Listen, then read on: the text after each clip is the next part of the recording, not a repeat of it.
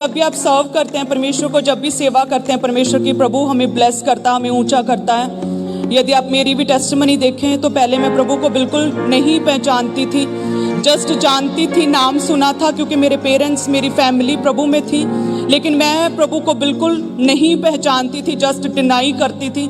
प्रभु का नाम सुनते ही मुझे खिंच चढ़ती थी, मैं डिबेट्स करती थी लोगों के साथ।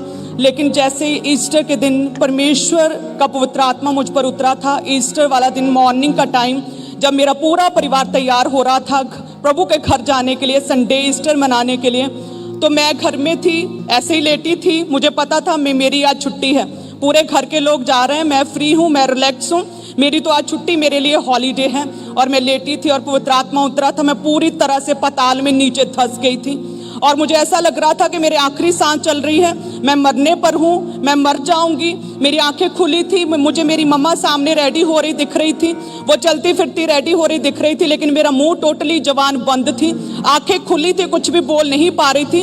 और ऐसा था जैसे मैं पूरी तरह से धरती से कई किलोमीटर्स नीचे, कि कई माइल्स नीचे पाताल में चली गई हूँ।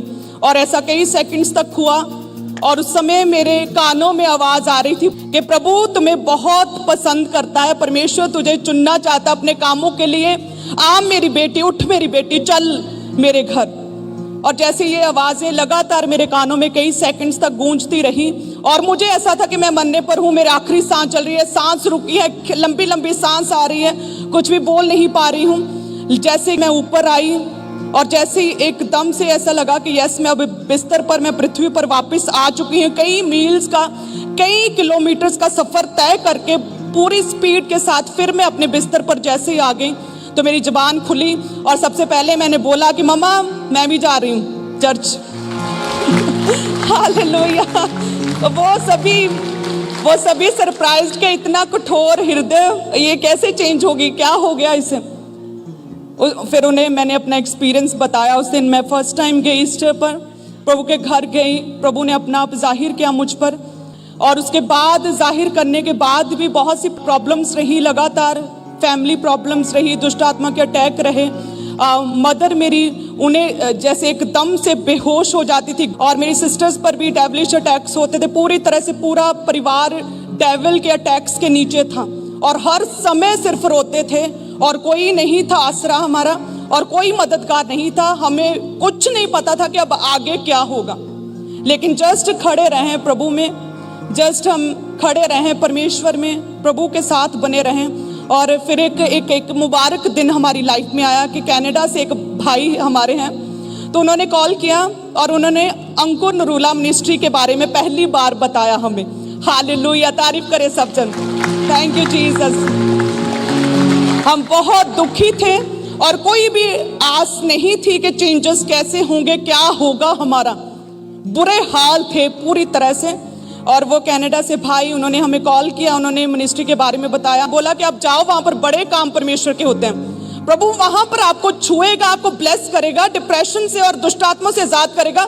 प्रभु अद्भुत रीति से अपने दास को इस्तेमाल कर रहे हैं। देन वो एड्रेस लिया उस भाई से, उसके बाद हम चर्च आने शुरू किया और देखिए पूरी तरह से फाइनेंशियली वीक थे, बहुत कमजोर थे, गरीबी में थे। वो भाई भी कनाडा से स्पेशली रेंट हमें भेजते थे, जो भी 120-200 रुपया लगता था उस समय, पंडाला नूरमहल से जलंधर तक का, तो वो स्पेशल रेंट भेजते थे। और जब वो रेंट नहीं भी भेजते थे फिर भी हम अपने शॉप्स, गांव में जितनी मलियारी की शॉप्स, जितनी भी शॉप्स हैं, वहां से हम रुपया, वो किराया पकड़ पकड़ के हम चर्च जाते थे। चर्च जाना कभी भी मिस नहीं किया था। वहां से कितने किलोमीटर था, आज तो लोगों के पास गाड़ियां भी हैं, सब कुछ है और छुट्टी भी होती है संडे, लेकिन फिर भी कहते हैं अरे बहुत दूर है, अरे 1 घंटा लगता है, पॉसिबल नहीं आना। हमारे पास ना तो किराया होता था, बहुत दुखी थे, परेशान होते थे, किराया पकड़कर हम चर्च जाते थे। हालेलुया। प्रभु ने वो फेथ हमारा देखा है, वो प्रभु के लिए जो स्टैंड लिया वो देखा है। पैदल जाते थे हम 4-4 किलोमीटर ताकि किराया थोड़ा कम हो सके, एंड देन बस में बैठते थे, खामरा पहुंचते थे, फिर देन मीटिंग अटेंड करते थे। हालेलुया। और ऐसा एक बार नहीं, कई सालों तक चलता रहा एंड देन प्रभु ने अपने कामों के लिए इस्तेमाल किया। आमीन।